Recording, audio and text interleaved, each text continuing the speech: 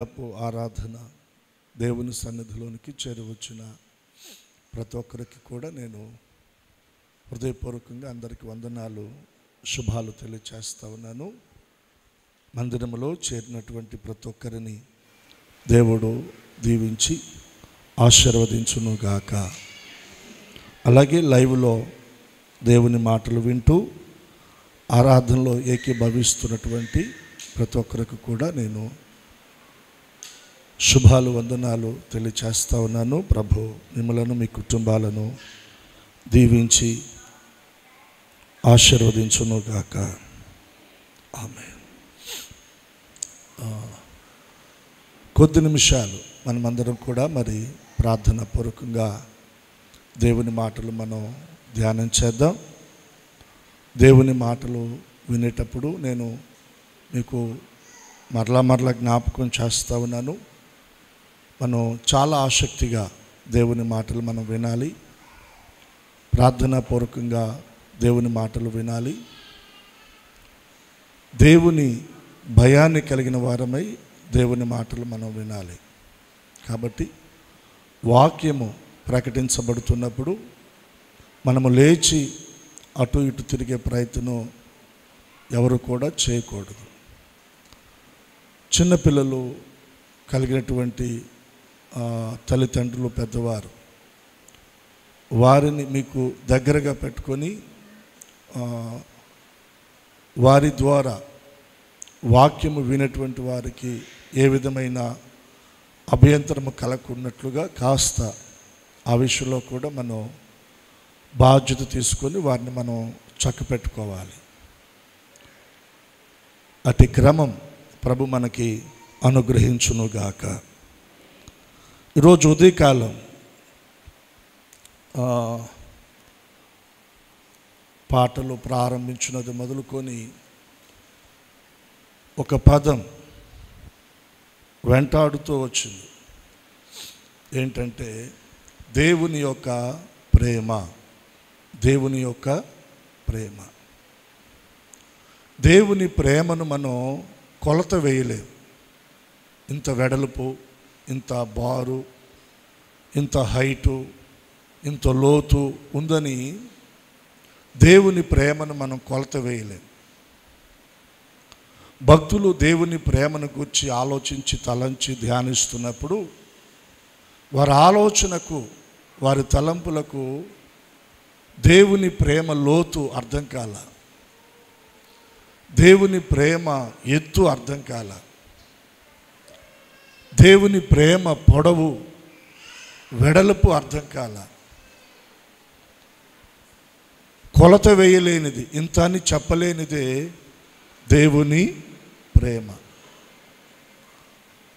కొలతకు అర్థం కాక భక్తులు కొన్ని మార్లు వారు ఉపయోగించిన పదాలు ఏంటంటే ఆకాశము కంటే కూడా ఎత్తైనది, అగాధము కంటే కూడా లోతైనది,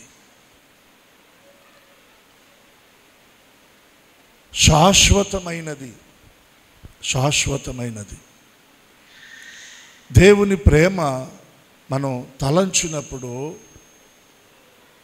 ఆ ప్రేమలో ఉన్న మాధుర్యం ఈ లోకములో ఇంకా ఎవరి దగ్గర కూడా మనం పొందలేమండి. ఎవరి దగ్గర కూడా మనము పొందలేము. మీరు అనొచ్చు తల్లిదండ్రులు ప్రేమ అండి అని. తల్లిదండ్రులు ప్రేమ కంటే కూడా మించిన ప్రేమ దేవుని ప్రేమ. కన్నబిడ్డలు, తోబుట్టువులు అయినవారు, ఆత్మీయులు, స్నేహితులు, ఇలా సమాజంలో ఎవరిని మనం పోల్చి ఆయన ప్రేమను ఎవరితో కూడా మనం పోల్చి చెప్పలేమండి. ఆయన మనలను ప్రేమించినంతగా ఈ లోకంలో ఎవరు కూడా మనలను ప్రేమించలేదు. ఆయన ప్రేమ శాశ్వతమైనది. ఆయన ప్రేమ నిర్మలమైనది, కల్మషము లేనిది, మన వైపు నుండి ప్రతిఫలాన్ని ఆపేక్షించినది. మనం ఇంకనూ బలహీనులమై ఉండగా, మనం ఇంకనూ ఆయనకు దూరమై ఉండగా మనం ఇంకను పాపులమై ఉండగా ఆయన మనలను ప్రేమించాడు. మన కొరకు ఆయన సిలువకు అప్పగించబడ్డాడు. మన కొరకు ఆయన గాయపరచబడ్డాడు. మన కొరకు ఆయన తన రక్తమును ఆఖరి బొట్టు వరకు ఆయన మన కొరకు చిందించాడు. తన ప్రాణమును బలిగా ఆయన మన కొరకు అర్పించాడు. మన కొరకు ఆయన సమాధి చేయబడ్డాడు. మన కొరకు ఆయన తిరిగి లేచాడు. మన కొరకు పరలోకానికి వెళ్ళాడు. మనకు స్థలము సిద్ధపరచడానికి, ఆయనుండు స్థలములో మనము కూడా ఉండులాగున మనలను మరలా తీసుకొని వెళ్ళటానికి ఆయన తిరిగి రాబోతున్నాడు. దేవునికి స్తోత్రం. నిజంగా ఆయన ప్రేమ, ఆయన మనల్ని ప్రేమించి మన కొరకు చేసినవి మనం తలంచినప్పుడు ఆయనను మనం స్తుతించకుండా ఉండలేం. ఆయనను ఆరాధించకుండా మనము ఉండలేం. ఆయనతో సహవాసము చేయకుండా మనము ఉండలేమండి. దైవజుడైన పౌలు దేవుని ప్రేమను రుచించాడు. దేవుని యొక్క ప్రేమ ఆ లోతుల్లోనికి వెళ్ళాడు. దేవుని ప్రేమను అనుభవించాడు. ఆయన ప్రేమ నుండి నన్ను ఎడబాపునది లేదా వేరు చేయనది ఏది కూడా లేదంటాడు. దేవుని ప్రేమ లోతుల్లోనికి మనం వెళ్ళాలి. దేవుని ప్రేమను మనం ఎరగాలి. దేవుని ప్రేమను రుచించి అనుభవించాలి, ఆస్వాదించాలి. దేవుని ప్రేమను మనం తలంచినప్పుడు ఆయనకు కృతజ్ఞులమై మన బ్రతుకు కాలం అంతా కూడా మనం జీవించగలమండి. బైబిల్లో ఒక సందర్భాన్ని నేను మీకు జ్ఞాపకం చేయాలని ఆశపడుతున్నాను. మీరు బైబిల్ తెరిచి చూడండి. లూకా సువార్త 10వ అధ్యాయం. లూకా సువార్త 10వ అధ్యాయం 34వ వచనం. 10వ అధ్యాయం 34వ వచనం. అతనిని చూచి అతని మీద జాలిపడి దగ్గరకు పోయి నూనెయు ద్రాక్షారసమును పోసి అతని గాయములు కట్టి తన వాహనం మీద ఎక్కించి ఒక పూట కోళ్ళవాని ఇంటికి తీసుకొని పోయి అతన్ని పరామర్శించెను.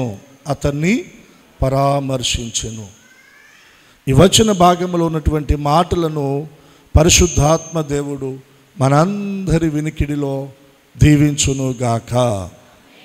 దగ్గరగా 2 చేతుల దేవునికి మనం స్తోత్రం చెల్లిద్దాం. ప్రభువైన యేసుక్రీస్తు వారు శరీరధారిగా ఉన్నప్పుడు ప్రభు చెప్పినటువంటి ఒక వృత్తాంతం. ఈ వృత్తాంతంలో నుండి మనం కొన్ని మాటలు మనం చదువుకున్నాం. కొంచెం వివరంగా మనం తెలుసుకోవడానికి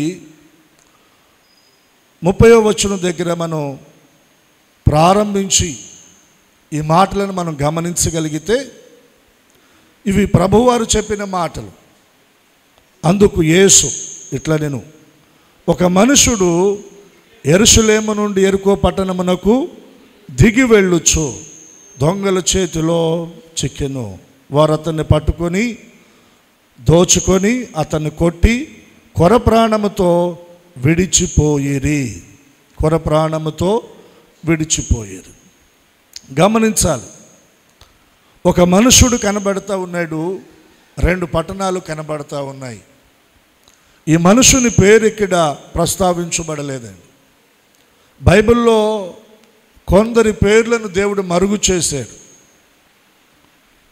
సంగతి మరుగు చేయుట రాజుకు అది ఘనత అంట. సామెతల గ్రంథంలో రాయబడింది.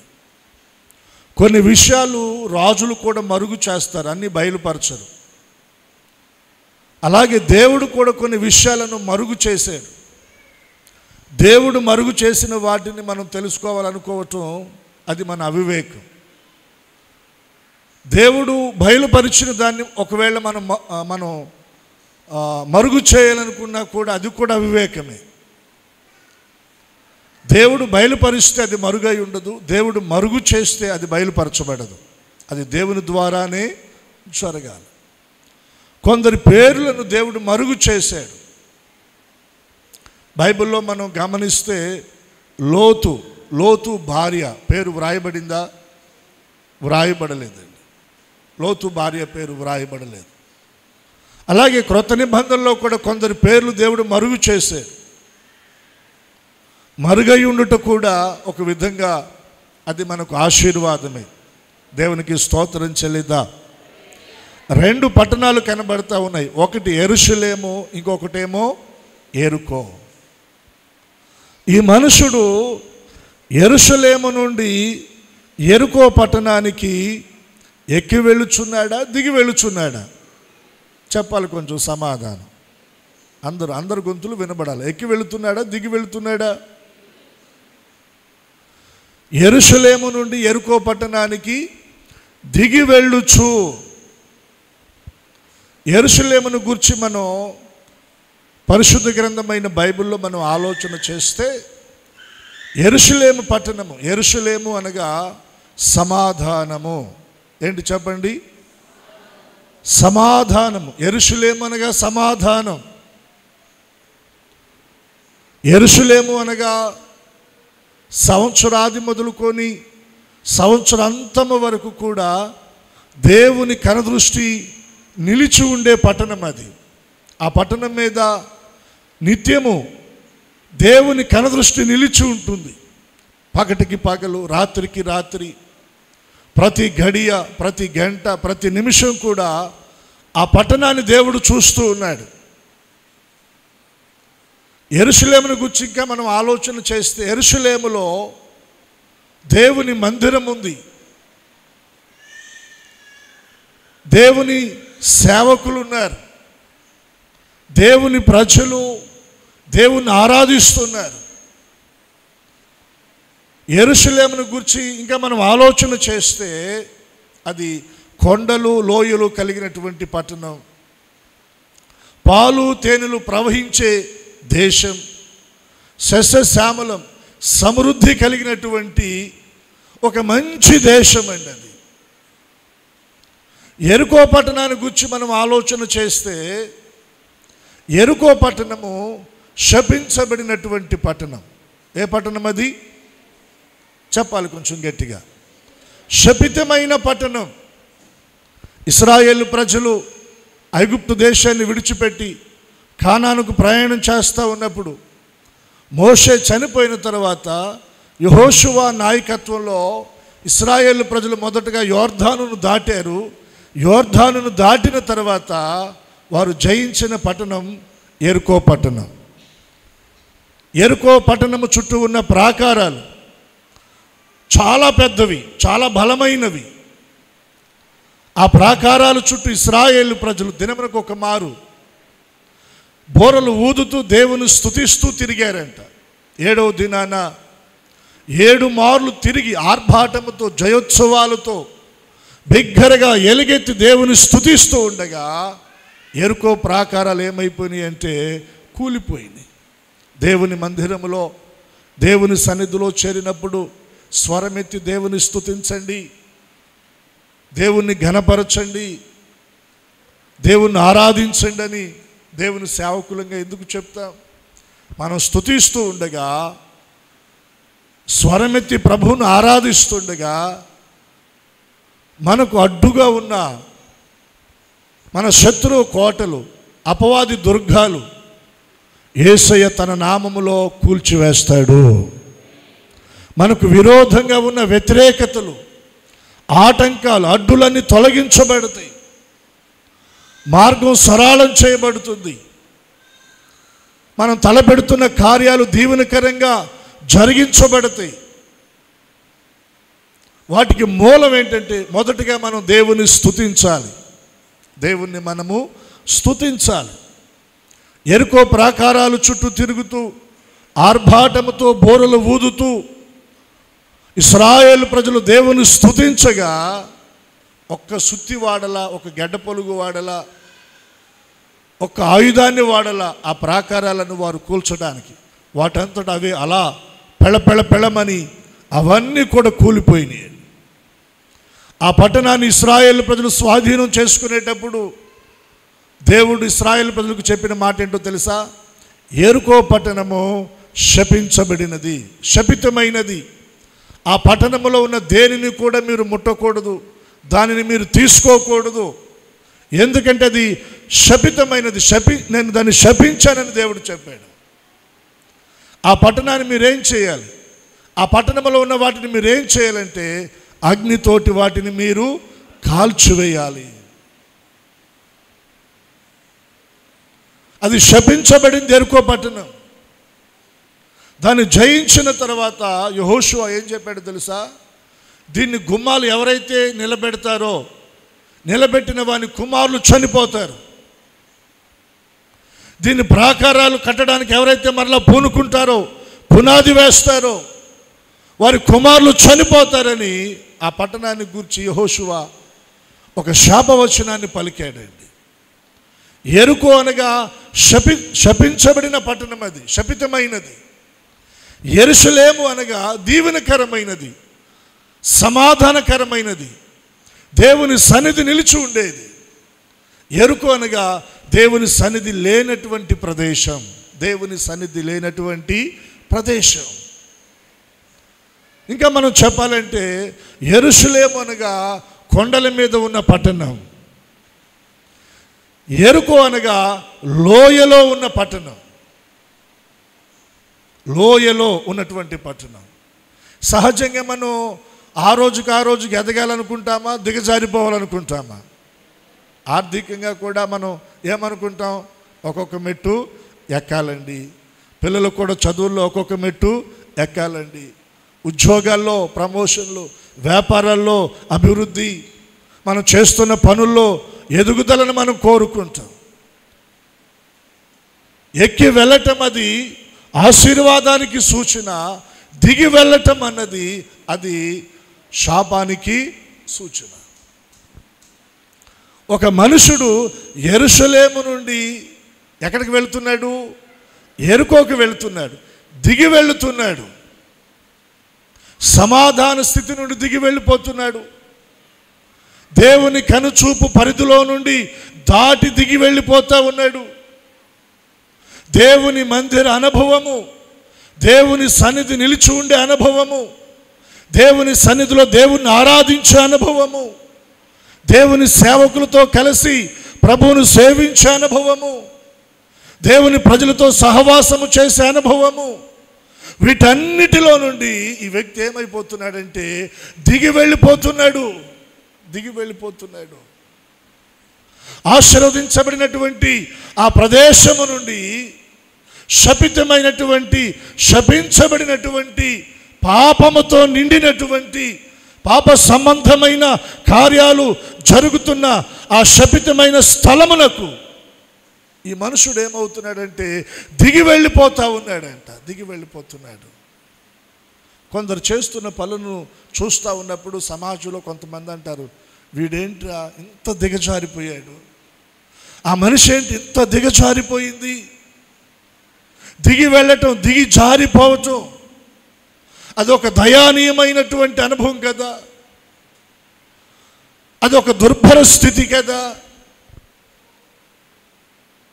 ఈ వ్యక్తిని దేవుడు ప్రేమించి ఒక ఉన్నతమైన స్థలములో ప్రదేశములో దేవుని సన్నిధిలో, దేవుని ప్రజలతో, దేవుని సేవకులతోటి చక్కటి అనుబంధాన్ని ఇచ్చి యెరూషలేములో ఈ మనిషిని దేవుడు పెడితే ఆ పట్టణాన్ని విడిచిపెట్టి కాదని యెరికోకి దిగి వెళుతున్నాడంటండి. యెరికోకి దిగి వెళ్ళిపోతున్నాడు. ఈరోజున ఒక ప్రశ్న పరిశుద్ధాత్మ దేవుడు మన ముందు ఉంచుతున్నాడు. ఆ మనుషుడు ఎవరు? ఆ మనుషుడు స్థానములో ఒకవేళ మనం ఉన్నామా? మన ఆత్మీయ స్థితిలో దేవుడు మనకిచ్చిన ఒక ఉన్నతమైన ఆ స్థానాన్ని, ఆ స్థితిని ఒకవేళ మనం కోల్పోయి ఆ మనుషుడులాగా యెరూషలేము నుండి యెరికో పట్టణానికి దిగి వెళుతున్నట్లుగా ఆత్మీయ స్థితిలో ఒకవేళ మనం ఏదన్నా దిగి వెళుతున్నామా? ఒక ప్రశ్న. ఆత్మీయ స్థితిలో మనం ఆ రోజుకి ఎదగాలి. ఒక్కొక్క మెట్టు ఎక్కుతూ మనం వెళ్ళాలి. కానీ మనం దిగి వెళ్ళకూడదు, దిగజారకూడదు. ప్రార్థనలో కానివ్వండి, దేవుని వాక్యాన్ని చదివే విషయంలో కానివ్వండి, మందిరానికి వెళ్ళే విషయంలో, మందిరంలో పరిచర్య చేసే విషయంలో, మందిరంలో ప్రభువుని ఆరాధించే విషయంలో, దేవునికి అర్పణ అర్పించే విషయంలో, కృతజ్ఞత చెల్లించే విషయంలో ఎదుగుతున్నామా? ఒకవేళ మనం దిగి వెళుతున్నామా? ఎదుగుతున్నామా? దిగి వెళుతున్నామా? ఒక ప్రశ్న. ఎక్కి వెళ్ళినటువంటి వారు ఉన్నతమైన స్థలాలకు చేర్చబడతారు. దిగి వెళుతున్నటువంటి వారు అగాధంలోనికి వెళ్ళిపోతారండి.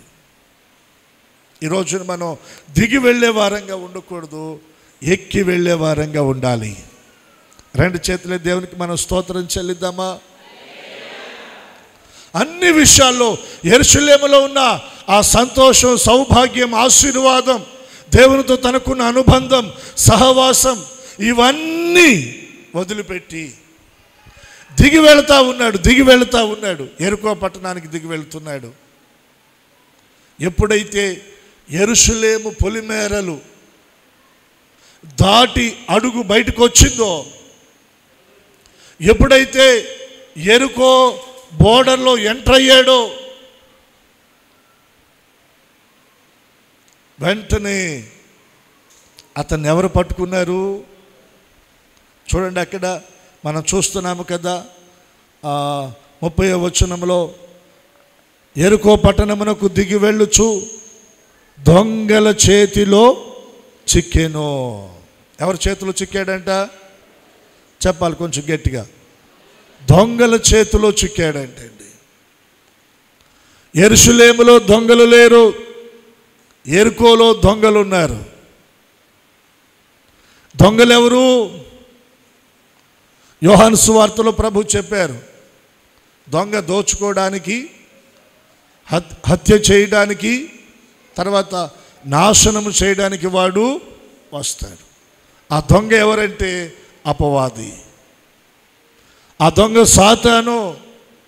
వాడు పొంచి ఉన్నాడు దేవుని కనుచూపు పరిధిలో, దేవుని సన్నిధి నిలిచి ఉండే స్థలములో. ఆ ప్రదేశంలో ఉన్నంత వరకు వాడు నిన్ను ముట్టలేడు, వాడు నిన్నేమీ చేయలేడు. వాడు నిన్ను దోచుకోవడానికి, నిన్ను హత్య చేయడానికి, నిన్ను నాశనం చేయడానికి మొదటిగా వాడు ఏం చేస్తాడంటే, దేవుని కనుచూపు నిలిచి ఉన్న ఆ ప్రదేశంలో నుండి వాడు నిన్ను ముందు బయటికి తీసుకొని వస్తాడు. వాడు నిన్ను బయటికి తీసుకొని రావడానికి వాడు నిన్ను ఆకర్షిస్తాడు. ఆకర్షించే విషయంలో దానిలో భాగంగా వాడు ఏవైనా నీకు చూపెడతాడు. లోక సంబంధమైనటువంటి అందాలను చూపెడతాడు, భోగాలను చూపెడతాడు, ఆశలను నీ ముందు పెడతాడు, నిన్ను ఆకర్షిస్తాడు.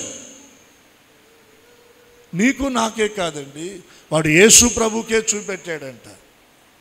కొండపైకి తీసుకుని వెళ్ళి ఈ లోక రాజ్యాల మహిమంతా కూడా చూపెట్టి ఏమన్నాడు? ఒక్క మారు నువ్వు నా పాదాలకి నమస్కారం చేస్తే ఇదంతా కూడా నేను నీకు ఇచ్చేస్తానన్నాడు. సరే అన్నాడు యేసయ్య. ఏమన్నాడు? వాణ్ణి గద్దించాడు. దేవుని వాక్యం ఏం చెప్తుంది? నీ దేవుడైన యెహోవాను మాత్రమే మ్రొక్కి ఆయనను మాత్రమే నీవు సేవించాలి. ఈ లోక రాజ్యాల మహిమ కొరకు, అందాల కొరకు, భోగాల కొరకు నేను నీ పాదాలకు మ్రొక్కను. నేను మ్రొక్కేది, నేను సేవించేది, నేను ఆరాధించేది నా ప్రభువుని మాత్రమే అని మనం చెప్పగలగాలి. హల్లెలూయా. వాడు నిన్ను బయటికి లాగటానికి, వాడు నిన్ను బయటికి తీసుకొని రావడానికి వాడు ఏవైనా చూపెడతాడు, నీకు ఏవైనా చూపెడతాడు. పిల్లలు పట్టుకెళ్ళే వాళ్ళు అప్పుడప్పుడు అక్కడున్నారు ఇక్కడున్నారు చెప్తుంటారండి. వాటిని చిన్న చిన్న వీడియోస్ కూడా చేసి మనోళ్ళు జాగ్రత్త కోసం పెడతా ఉంటారు కదా.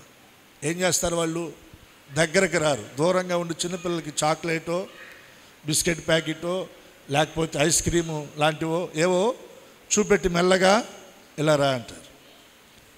అప్పుడు వీళ్ళున్న బోర్డర్లో నుండి ఏం చేస్తారు, వాళ్ళు మెల్లగా వాడు చూపెట్టిన వాటికి ఆశపడి వాడి దగ్గరికి వెళ్తారు. దగ్గరికి వెళ్ళంగానే అవి చేతిలో పెడతాడు, తర్వాత మత్తు కచ్చిపు ముక్కుకి పెడతాడు.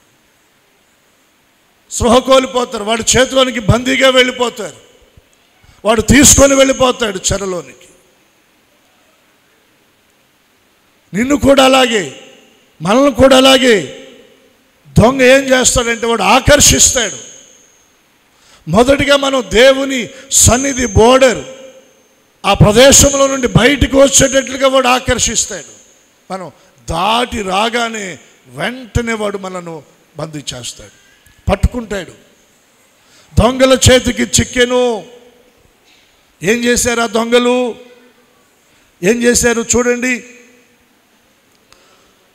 అతని బట్టలు దోచుకొని అతన్ని కొట్టి కొర ప్రాణముతో విడిచిపోయారు. ఒకటి బట్టలు దోచుకున్నారు, రెండవది కొట్టారు, మూడవది ప్రాణం తీయకుండానే అక్కడ వదిలేసి వెళ్ళిపోయారు.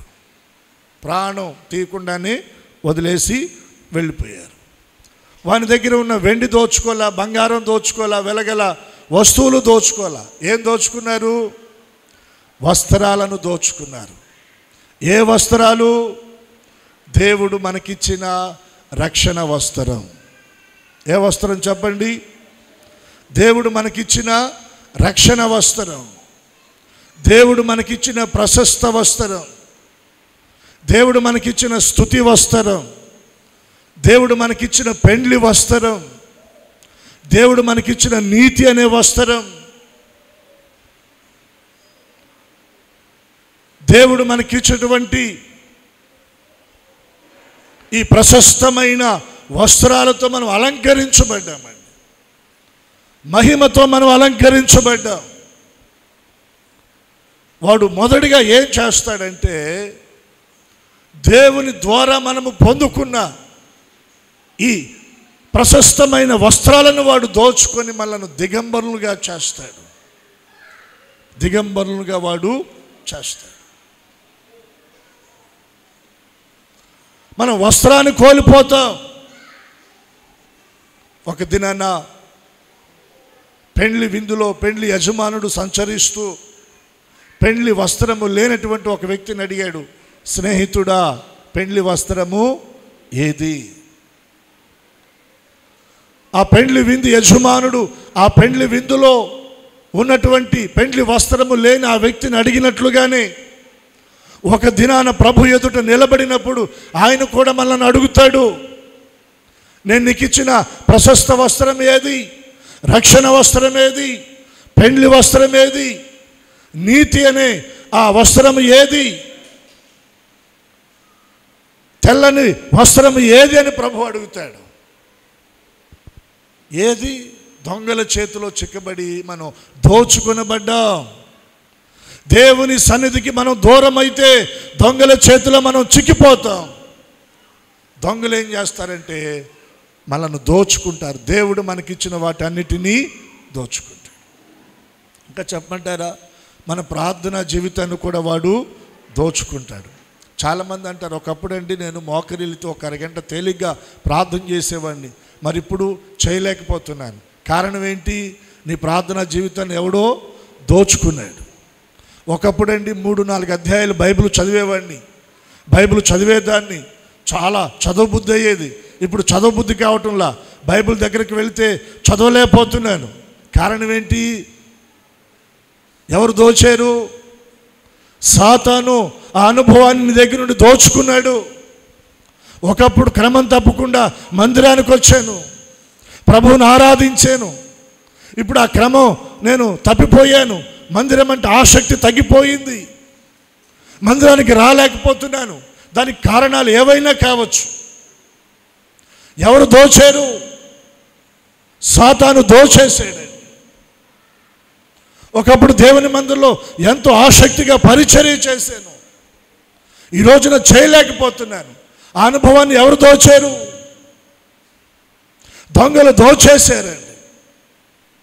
ఒకప్పుడు దేవుని పని కొరకై నా కష్టార్జితంలో దేవుని కొరకు కష్టార్జితాన్ని కానుకగా ఇచ్చాను. ఈరోజు ఇవ్వలేకపోతున్నాను. ఎవరు దోచారు ఈ అనుభవాన్ని?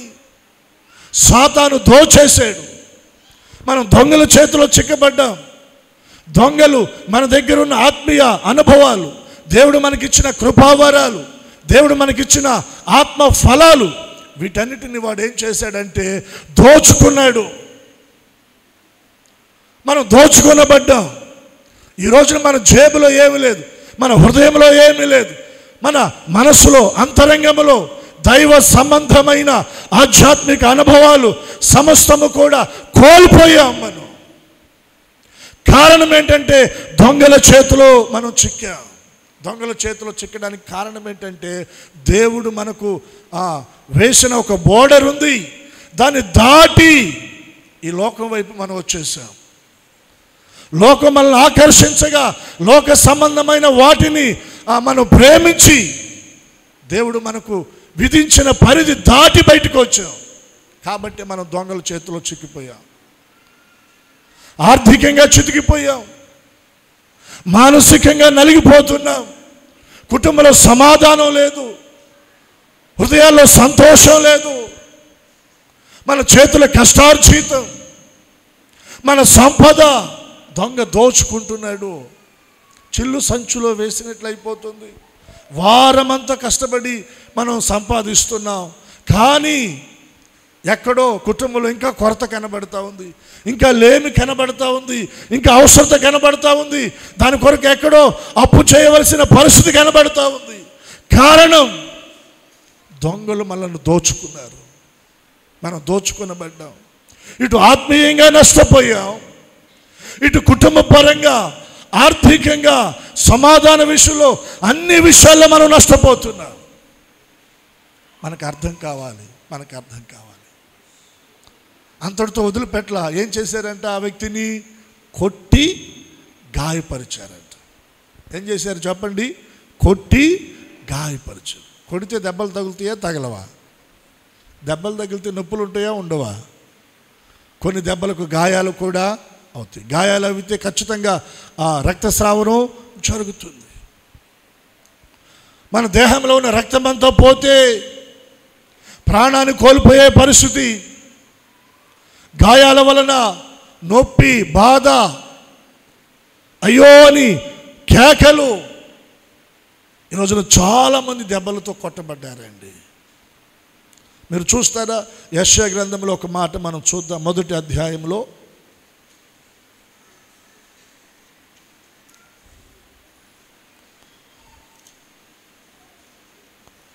1వ అధ్యాయం 6వ వచనం చూడండి. 5వ వచనం. నిత్యము తిరుగుబాటు చేయొచ్చు, మీరెలా ఇంకనూ కొట్టబడుదురు. ప్రతివాడు నడినెత్తిన వ్యాధి కలిగి ఉన్నాడు, ప్రతివాని గుండె బలహీనమాయను. అరకాలు మొదలుకొని తల వరకు స్వస్థత కొంచెమైనను, ఎక్కడ చూచినను గాయాలు, ఎక్కడ చూసినా గాయాలు, ఎక్కడ చూసినా దెబ్బలు, ఎక్కడ చూసినా పచ్చి పుండ్లు. కారణం ఏంటి? నువ్వు దొంగల చేతిలో చిక్కావు. దేవుని సన్నిధికి దూరమై, దేవునికి దూరమై, ప్రార్థనకు దూరమై నువ్వు దొంగల చేతిలో చిక్కి కొట్టబడ్డావు. దెబ్బలు దెబ్బలు దెబ్బలు, ఎక్కడ చూసినా దెబ్బలు, గాయాలు, పచ్చి పుండ్లు అంట. వాటికి ఆయిల్మెంట్ రాసిన వాడు లేడు, వాటికి మందు రాసిన వాడు లేడు. ఈరోజున చాలా కుటుంబాల్లో ఇటువంటి దెబ్బలు, ఇటువంటి గాయాలు, ఇటువంటి పచ్చి పుండ్లు. కుటుంబాల్లో పిల్లలు చేస్తున్న కొన్ని పనులను బట్టి తల్లిదండ్రుల హృదయాలకైన గాయాలు. భర్త విషయంలో భార్య మనసుకు అవుతున్న గాయం, భార్యను బట్టి భర్తకు అవుతున్న గాయం, తల్లిదండ్రులను బట్టి పిల్లలు నలిగిపోతున్న పరిస్థితులు, కుటుంబాల్లో పచ్చి పుండ్లు కనబడతా ఉన్నాయండి, దెబ్బలు కనబడతా ఉన్నాయి, గాయాలు కనబడతా ఉన్నాయి. వాటి ద్వారా వచ్చే ఆ నొప్పి, ఆ పెయిన్ ఎంతగా బాధను అనుభవిస్తున్నారో ఈ రోజున. కారణమేంటి? నీ దెబ్బలకు కారణమేంటి? నీ గాయాలకు కారణమేంటి? పచ్చి పుండ్లకు కారణమేంటి? నువ్వు దేవుని దాటి వచ్చావు,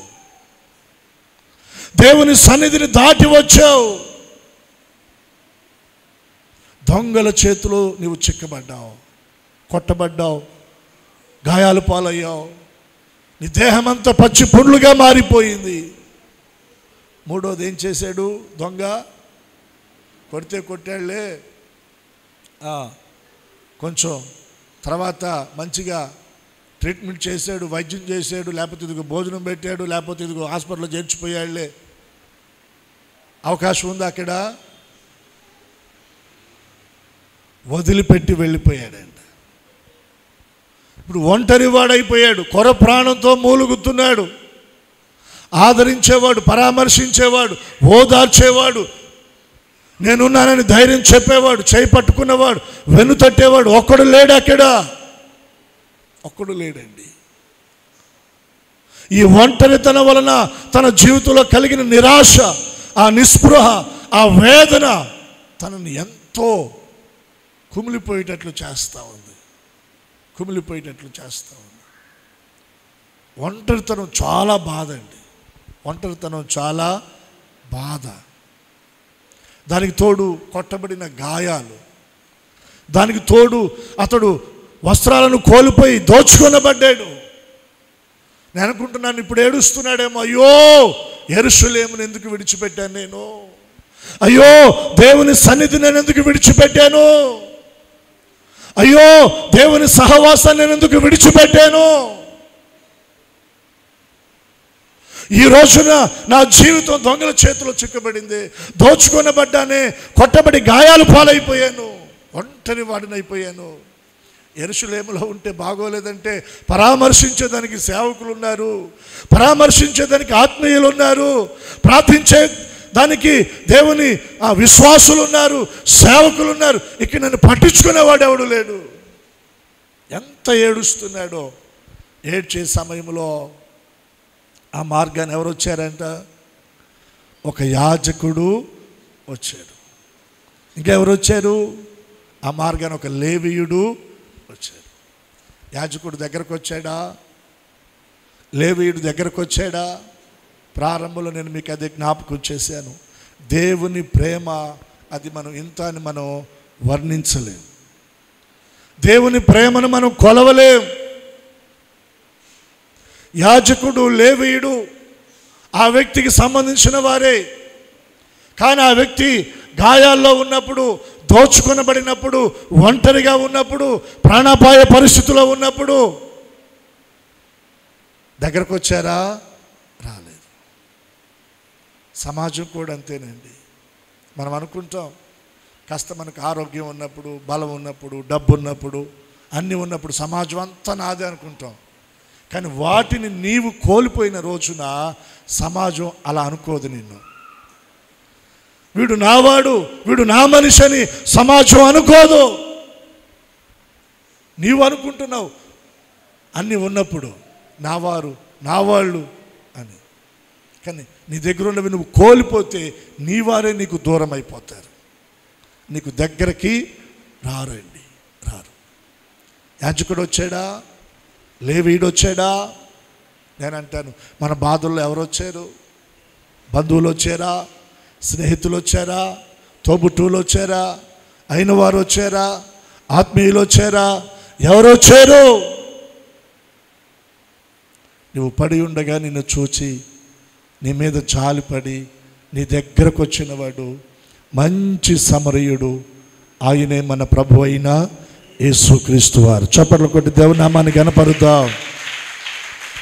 ఎంత ప్రేమ! ఆయన ప్రేమ, ఆయన ప్రేమను వర్ణించలేం. దగ్గరకు వచ్చి, బుద్ధి లేనోడా, అసలు నీకు బుద్ధి ఉందా? నువ్వు ఏం మనిషివిరా అని అన్నాడా? నేను నిన్ను యెరూషలేములో పెడితే అక్కడి నుంచి ఇక్కడికి నిన్ను ఎవడు రమ్మన్నాడు అని ఇంకొకటి వేసాడా?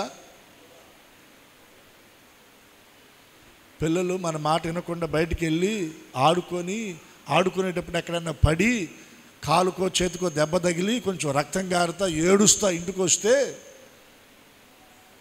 ఏమంటుంది మమ్మీ? ఏరా వీళ్ళని అడగాల, బబ్బును కార్తీక్ ఆ వయసులో ఉన్న వాళ్ళని అడగాల. ఏమంటారు ఇంట్లో తల్లిదండ్రులు? వెళ్ళొద్దని చెప్పానా, ఎందుకు వెళ్ళా అంటారా అనరా? నీకు ఇట్టాగే జరగాలని మాడు మీద ఈపు మీద ఇంకొకటి ఆడు అసలే పడో దెబ్బ తగిలో ఆ దెబ్బతో ఏడుస్తావు. ఆడింటికి వస్తే వెళ్ళొద్దన్నాను, ఎందుకు వెళ్ళావు, ఎందుకు ఆడావు వాళ్ళతో, నీకు ఇట్టాగే జరగాలని ఇంకోటి వేస్తావు. ఇది తల్లి ప్రేమ, తండ్రి ప్రేమ. కానీ యేసయ్య అలా అన్నాడా? చూడండి, అక్కడ మనం చదువుకున్న వచనంలో అందరూ పక్కగా వెళ్ళిపోయారు. 34 వచనం నాతో కలిసి చెప్పండి అందరూ.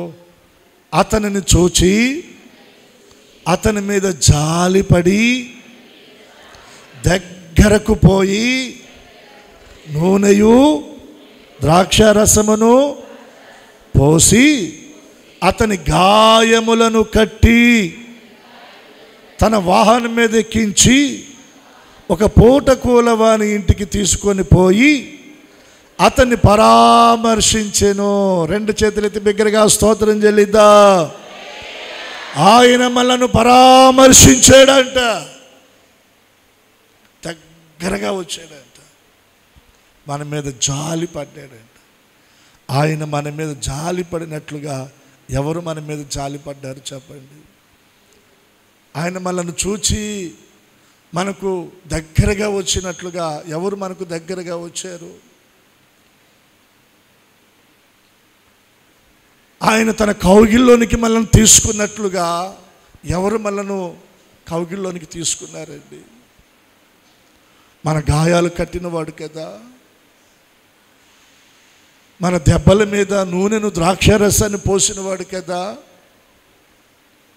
తన వాహనం మీద ఎక్కించుకొని పుటకుల వాని ఇంటికి చేర్చి పరామర్శించాడంటండి, పరామర్శించాడు.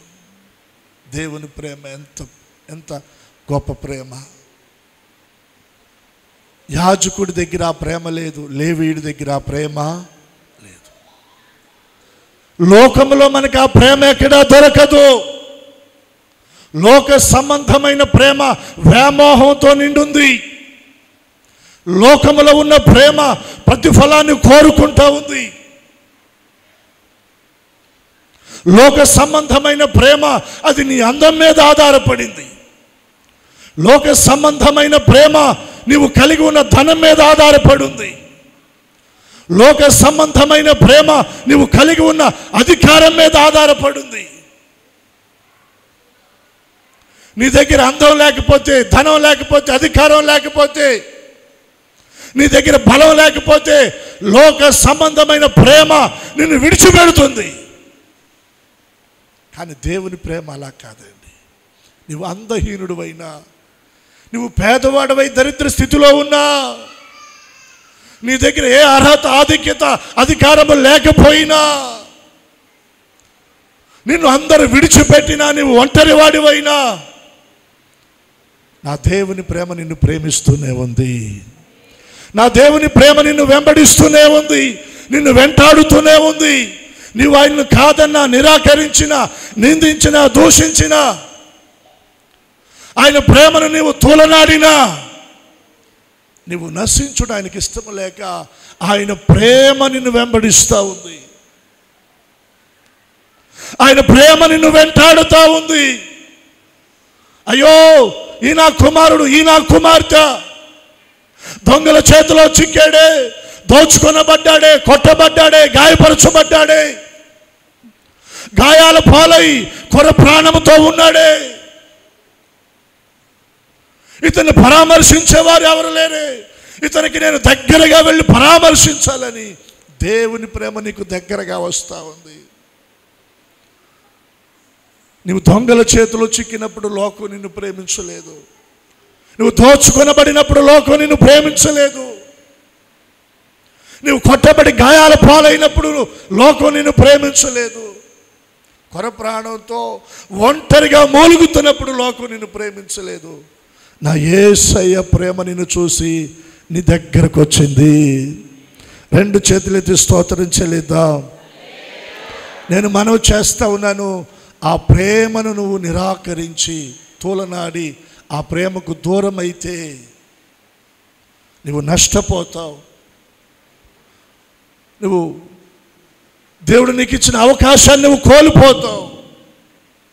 ఈరోజు నువ్వు ఒకవేళ దేవునికి దూరమైన స్థితిలో, దొంగల చేతిలో చిక్కిన స్థితిలో, దోచుకొనబడిన స్థితిలో, కొట్టబడి గాయాల పాలైన స్థితిలో, ఒకవేళ ఒంటరిగా వేదనను అనుభవిస్తున్న స్థితిలో నీవు ఉన్నావేమో, ఈ ఆరాధనలో దేవుని ప్రేమ నీకు దగ్గరగా వచ్చింది. ఆ ప్రేమను ఆస్వాదించు, అనుభవించు. ఆ ప్రేమలో నిలిచి ఉండు. ఆ ప్రేమ ఆ ప్రవాహంలో నీ వేరు పారని దేవుడు ఉన్నతంగా నిన్ను దీవిస్తాడు. అట్టి కృప పరిశుద్ధాత్మ దేవుడు మనకు అనుగ్రహించునుగాక. ప్రార్థన చేసుకుందాం. మిగిలిన విషయాలు రెండవ సెక్షన్లో మనం ధ్యానం చేద్దాం. దయచేసి ఎక్కడ వారు అక్కడ కళ్ళు మూసుకొని చేతుల ఆకాశము తట్టెత్తండి. ఈ పునరుద్ధానపు ఆదివారం మొదటి ఆరాధనలో దేవుని ప్రేమ నిజంగా దేవునికి మనము దూరమైన దేవుని ప్రేమ మనల్ని విడిచిపెట్టలేదు. దొంగల చేతిలో మనము చిక్కబడి, దోచుకొనబడి, కొట్టబడి, గాయపరచబడి, గాయాల పాలై ప్రాణాపాయ పరిస్థితుల్లో ఉన్నా కూడా దేవుని ప్రేమ మనల్ని విడిచిపెట్టలేదు. ఒక్కసారి ఆయన ప్రేమను తలంచుకుంటూ మనం ప్రార్థన చేసుకుందాం. ఎక్కడ వారు అక్కడ తలలో వంచి కళ్ళు మూసి మీ చేతులు ఆకాశము తట్టెత్తి ప్రార్థన చేసుకోండి. ఒక 2-3 నిమిషాలు ప్రార్థన చేసుకోండి. అయ్యా, మీ ప్రేమ ఎంత ఉన్నతమైనది తండ్రి, మీ ప్రేమ ఎంత ఉన్నతమైనదయ్యా. నిజంగా ప్రభా, మీ సన్నిధిని విడిచి తిరుగుతున్న నా జీవితంలో, మీకు దూరమై జీవిస్తున్న నా జీవితంలో నేను దొంగల చేతికి చిక్కుబడ్డానయ్యా, దోచుకొనబడ్డాను తండ్రి, కొట్టబడి గాయాలు పాలయ్యాను ప్రభువా. కొర ప్రాణముతో ప్రాణాపాయ స్థితిలో ఉన్నాను. నన్ను చూసి జాలిపడిన వారు ఎవరూ లేరు. నా వారు అనుకున్నాను కానీ ఎవరు నా మీద జాలిపడలేదు ప్రభువా. నీవు ఒక మంచి సమరయుడిగా వచ్చావయ్యా. అందరము చేతులు ఆకాశము తట్టి అడుగుదామా? మంచి సమరయుడా, మీకు వందనాలు తండ్రి. నన్ను చూసి నా మీద జాలిపడిన తండ్రి, నాకు దగ్గరగా వచ్చిన నా ప్రభువా, మీకు వందనాలయ్యా. నూనె ద్రాక్ష రసం నా మీద పోశారు ప్రభా. నా గాయాలు మీరు కట్టారు నాయనా. మీ వాహనం మీద నన్ను ఎక్కించుకున్నారయ్యా. పూటకోళవాని ఇంటికి చేర్చారు ప్రభా. నన్ను పరామర్శిస్తున్నారయ్యా, నన్ను పరామర్శిస్తున్నారు తండ్రి. మీ ప్రేమకు వందనాలు, మీ ప్రేమకు వందనాలు ప్రభా. కృతజ్ఞతలు నాయన, కృతజ్ఞతలు తండ్రి. యేసునాథా, మీకు వందనాలు, వందనాలు అయ్యా. స్తోత్రాలు ప్రభా, స్తోత్రాలు తండ్రి. స్తుతులు నాయన, స్తుతులు ప్రభా. ప్రార్థన చేసుకుందాం. హల్లెలూయా, హల్లెలూయా, హల్లెలూయా. పరిశుద్ధ తండ్రి నాయన, మీకు వందనాలు చెల్లిస్తున్నాం. ఈ ఆదివారం ఉదయకాలపు ఆరాధనలో మీరు మాతో మాట్లాడిన ప్రతి మాట మా హృదయాల్లో నీరు కట్టి ఫలింపచేయండి. ఏ ఒక్క మాట నిరర్ధకము కాకూడదు నాయన. మీ సన్నిధి విడిచిపెట్టే వారంగా మేము ఉండకూడదు. నీకు దూరం అయ్యే వారంగా మేము ఉండకూడదు ప్రభా. నీకు దూరం అయితే తండ్రి నాయన, మేము దొంగల చేతిలో చిక్కి నాయన దోచుకొనబడతాం ప్రభా. ఓ నాయన, మేము కొట్టబడి గాయాల పాలైపోతాం తండ్రి. ఒంటరి వారిగా కృంగిపోతాము నాయన.